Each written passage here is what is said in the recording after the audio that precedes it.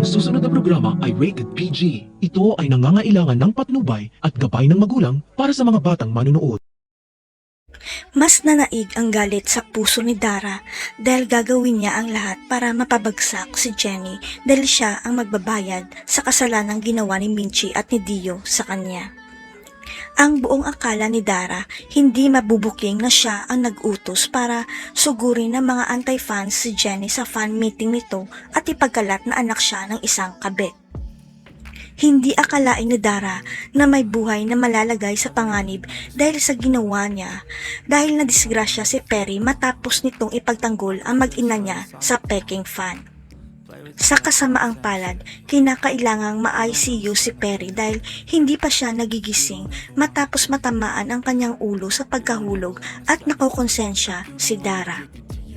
Pinuntahan kaagad ni Dara si Minchi sa ospital para humingi ng tawad sa nangyari pero hindi niya inamin na siya pala ang nag-utos sa mga peking fans para manggulo.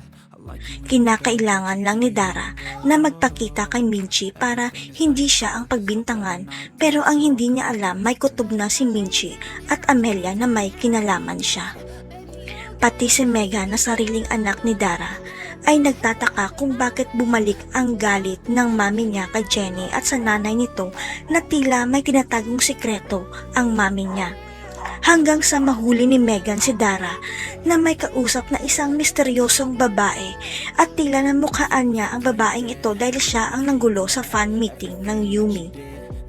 Pero ayaw maniwala ni Megan na ang mami niya ang punot dulo kaya naaksidente ang tatay ni Jenny kaya mag-iimbestiga siya para malaman ang sikreto ng mami niya. At dito na naisipang pumasok ni Megan sa kwarto ng mami niya at kitang-kita niya ang isang puting sobre na magpapabago sa buhay nilang dalawa ni Jenny.